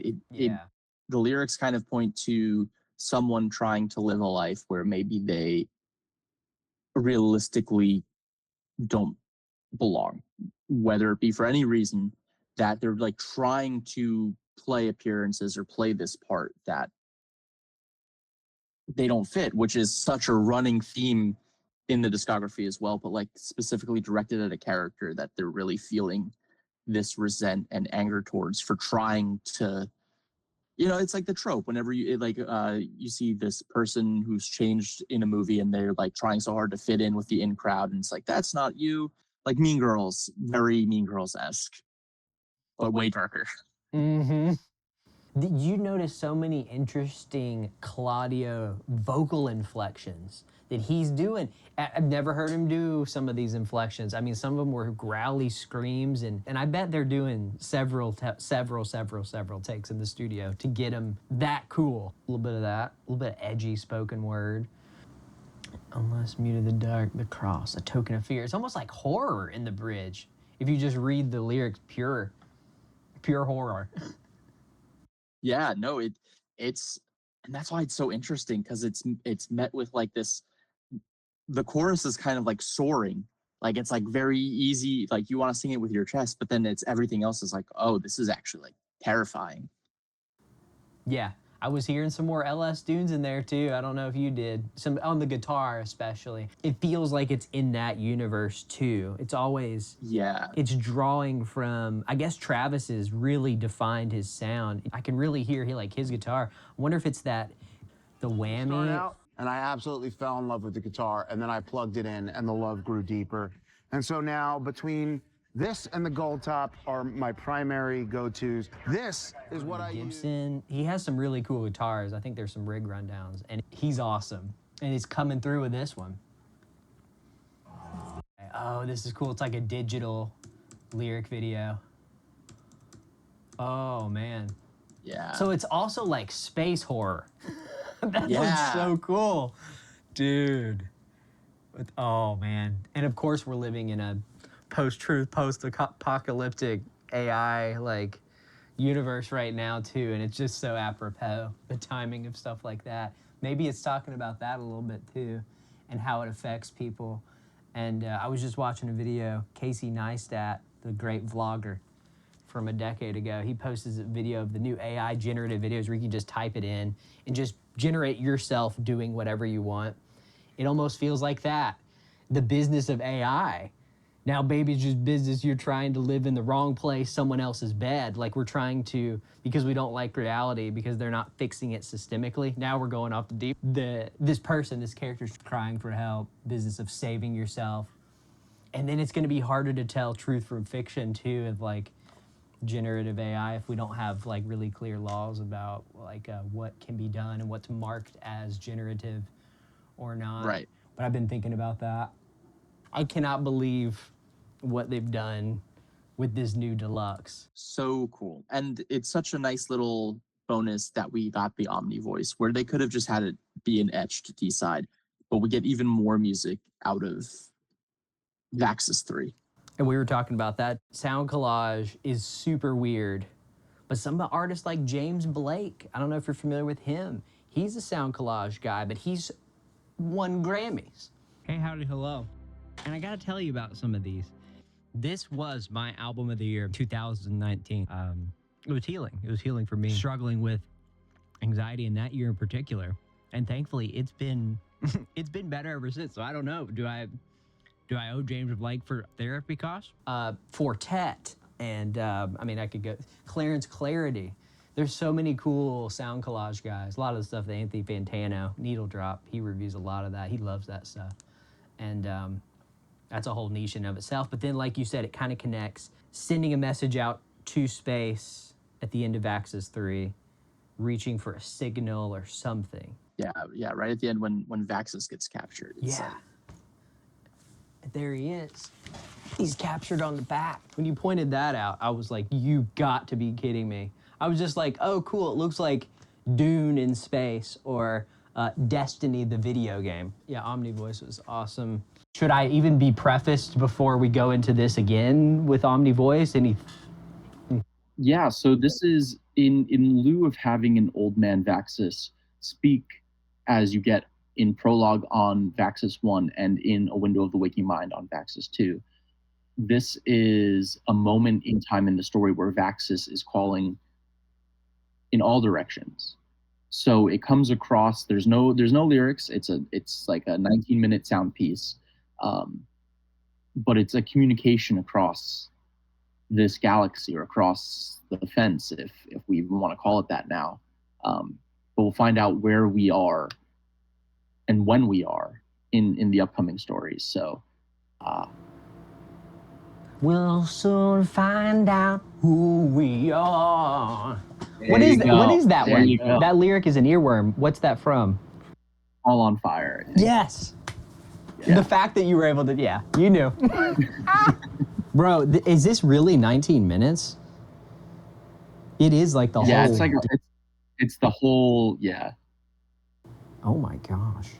I remember it being long. And when I sent you a text, I had a text thread. I was like, bro, the continuums. Because the continuums blew me away. But then all of this stuff on top of the continuums. I was like, maybe we can start summing up our final thoughts of it and everything too. And and put this video somehow, put a bow on it. Yeah. Quite possibly, it's already my favorite video of the year. Just all the time and work and effort that all this has taken. This isn't just like a press record type thing, even though we're doing that. It's like a very much culmination moment. Yeah, absolutely. Let's do it. Last thing on the bottom. You have a way to play it back, right? For you? Is there like a, okay. In we go.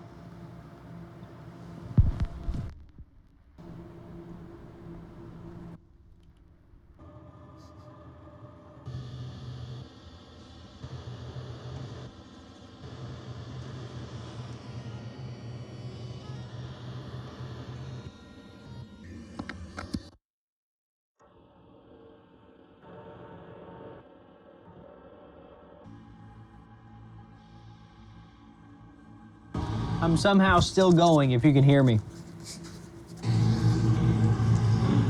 It is a long one. Did you hear the Earshot Kid sample? I heard something. I put some markers and stuff that I heard. I think it was second stage, but I don't think it was Earshot. Yes, it was Earshot Kid. Yes, that's exactly what. I'll try to figure out the exact time. Yeah, it's hard because it only exists on the vinyl format, so you have to set a timer for it to call anything out. That sounds like Searching for Tomorrow, I think.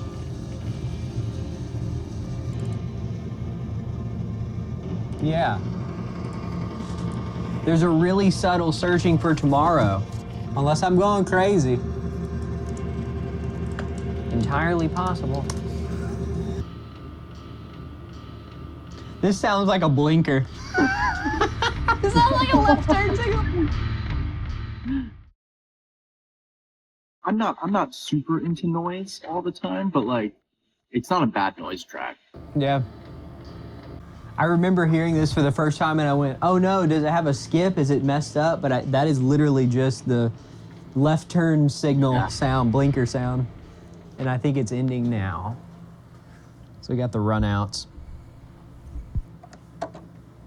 Wow, okay. Close that, turn off the preamp. Now we're gonna spend the next 4 hours discussing sound collage. Does everyone open your books? Oh my, I have a few markers. It's cool sound collage. I have some thoughts on sound collage and maybe a couple recommendations if you guys are into sound collage. We can talk about the Coheed references first. I'm trying to see. I thought it was Delirium Trigger. It's the Delirium Trigger.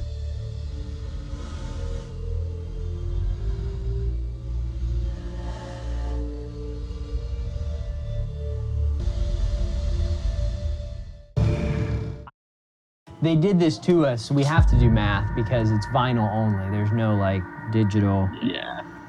And I'm looking at the waveform on the screen, so I'll have it up. All right, so first section. Very boop, boop, beep, beep. Cool, it's a good intro. The second is like scary. Like, Patrick, Mom, take me home, I'm scared. Like, yeah, it's sick. It's awesome, because it did actually scare. I was like, whoa, the first time I heard it, I'm like, Coheed?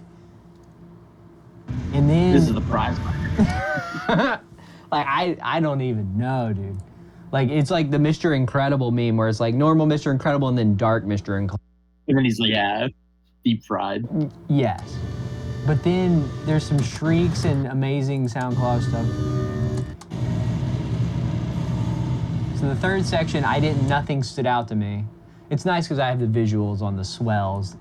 It was cool. The fourth swell, there's a total of how many swells? 1, 2, 3, 4, 5, 6, 7, 8, 9. There's like 12 swells, we'll call it. So this is the fourth swell. We're getting real technical, but the fifth swell is my first marker that I actually recognize something. The fifth swell is Delirium. I swear to God, it is that same key, if not that melody just completely obliterated and deep fried. I swear to you. Oh. It is. And then I think Earshot Kid was the one right after that. I wonder if there's any deep meaning there. I would go back to reference. I'm going to ask honestly, at the next meet and greet, I'd be like, what's the relevance here? Order. Delirium triggers right before Hearshot Kid. Okay. Are they just going through second stage, like just sound collaging it? Theory. You tell me. I'm like from, is it Always Sunny in Philadelphia? Is that the one where he's like connecting the... Yeah. I'm just saying. Then there's another marker I have at the 8.5 swells. I have to think they're using slowed down software, and I want to shout out a particular slowed down software because there's so many like AI tools and cool stuff. But when I started creating sound collage too, a long time ago, definitely over a decade ago, I love audio engineering stuff. Took an audio engineering course and made tons of music and had fun with it. There was this software called Paul Stretch. Literally like Paul, P-A-U-L, Stretch. It was literally the best slowed down software. It's free, and I'm looking at it right now. I'll pull it up for people. If you want to try it out, it's awesome. How you can take something completely normal and slow it down and obliterate it into oblivion, but make it sound beautiful. And Paul Stretch did that. So shout out Paul Stretch. And also shout out one of the best sound collages, because this section really does sound like one of the best sound collage albums all the time. Maybe you know it, Devin. It's called The Caretakers Everywhere at the End of Time. Very much an internet meme. You don't know it? Okay. This is like the most iconic sound collage piece of all time. An English electronic musician. He released it over the course of 3 years, and here's what it is. It is moving. This is 6 albums, used degraded samples of ballroom music to portray the stages of Alzheimer's disease. It's beautiful, it's haunting, and I won't even spoil it, and you're supposed to feel what it's like. Every range of the patient's life: joy, despair, confusion, horror, isolation, and death. I mean, that's not a spoiler, that's just what it is. It's the Alzheimer's disease. And I'm telling you, I cried at the end. It was moving. Just look on YouTube, I'll pull it up. You type in The Caretaker Everywhere at the End of Time. The first thing that comes up is 36 million views. It is 6 hours, 30 minutes, and 32 seconds. And it will destroy you. So if you have if it's a trigger for you, I'm dead serious. If you have triggers of any sort of thing, you really need to go in this carefully. I'm not kidding around. And there's tons of essays, video essays, and people breaking down this album. And but this Coheed thing was actually giving me vibes of that too, so shout out to that. And thanks for letting me explain all that. No, that's really interesting. Yeah. Any gut reaction thoughts of this crazy, weird drone piece from Coheed and Cambria, the #1 leading drone band now as well? It's expect the unexpected. They can never do any wrong. So it's, even if they're gonna get this experimental, it's it's just a fun little insight to what they could be doing. You want to complain about the pop music? Sit down and listen to an album. Bro. People will find anything to complain about. This was literally me. I meant to send this to you. This is me. You may have seen it. It's like an ad. Yeah. Because there's some windy moments where it's like, I'm like, where are you? Okay. They're talking about how mesmerizing this section is, and it is. It's really cool. They're saying it's just Claude twisting knobs, pitching samples, and getting weird. It's not on Spotify. All the other pressings did get this, yes. Someone says it makes no sense, it's just noise, but I picked out something that kind of sounds like sonar beeps from a submarine or something, maybe some kind of alarm sound? Yeah, it's strange. I need to know what the heck this song, quote, unquote, is about. I'm reading it with a little snark, because that's kind of what I'm hearing. Left field speculation, the instrumentals on all previous records have generally been used to symbolize the passage of time between chapters. Perhaps Omni Voice is similar. Given the length, we will see a significant time jump. The start of Vaxis 4. Ooh, I like that. Put me in a trance. Was not expecting that at all. Was confused when the album finished and there was still another side, but I enjoyed whatever the hell that was very much. Bravo. Yeah, people did not know what to do with this too. I did not know what to do this. Someone said missed opportunity to make the track 21 minutes and 13 seconds. Someone ordered it just because of that post. So someone was like, yo, I gotta hear this, and ordered it. Shout out. That's awesome. Hope Hell you yeah. enjoyed it. This is the best comment on it. I think it was an amazing choice because in the streaming age, it's almost impossible to have a truly hidden track or bonus track. Such a sweet way to have one, and it's so much better than another etching, which I appreciate as well. You know, I think etchings kind of make disc warp. They're weird. They're cool. I'm not shaming them. We got the etching at the Vaxis 1 vinyl, right? Mm-hmm. Vaxis 1 has etching. No World has etching. Yeah, the fact that you were able to pull that up so quick, shout out Dev for that. Hearing that Claudio is describing it as Vaxis' voice through time and space fits perfectly. It feels very much like he's expressing himself in a way he's never done before. After 11 albums, it's amazing. Side note, I first witnessed this concept of a hidden side D vinyl exclusive track on the most recent Godspeed You Black Emperor. Sounds very much like a Godspeed track. Could be a tribute. Whatever it is, love it. Claudio never disappoints. I was gonna say something about Deluxe too. My favorite naming of a Deluxe. What's his name? You heard of JID, Jid? Yeah, he's awesome. He called his Deluxe Preluxe. So he did God Does Like Ugly on August 8th. That came out recently, like a month or two ago. The Preluxe came out in July, the month before, and it was a promo EP. So instead of calling it like an EP, he did a Preluxe. So it's like, I got the Deluxe covered. This is just the Deluxe tracks. Here it is now, it's the Preluxe. I was like, oh, that's cool. That's awesome. Yeah. That's really cool. Never seen anybody do it that way. Yeah, Coheed, though, how? I don't understand. The rock playlist, who's in there? Nickelback? I mean, people love Nickelback, but like, who's left?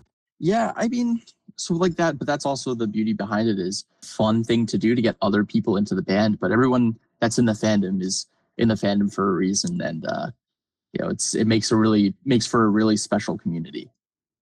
I agree. That's a more positive spin on it than rock is dead. I appreciate that.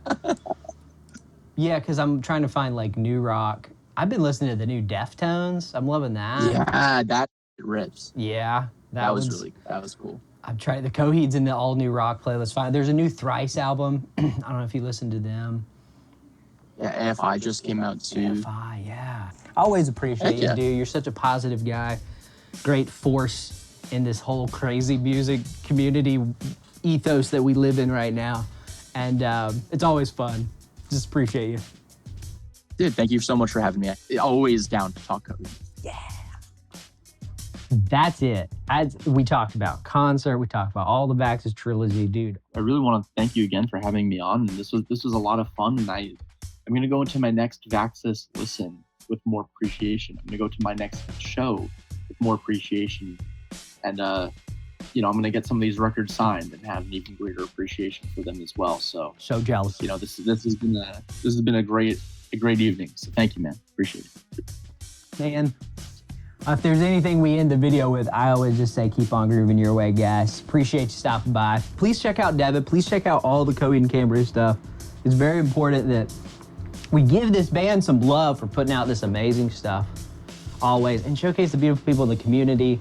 Devin's just another one of the best creators on the internet. And I have to keep showcasing that because he's not just on the internet. He's a real dude with a real life. And we're all just like, it's so cool to connect in real life and through the internet and have all these ways to do that. That's why we love it. That's why we do it. 11:17, I did not mean to hold you hostage for like how many hours? We're good, dude. All right, get some rest, man. And have fun at the next one. Thank you. All right, peace.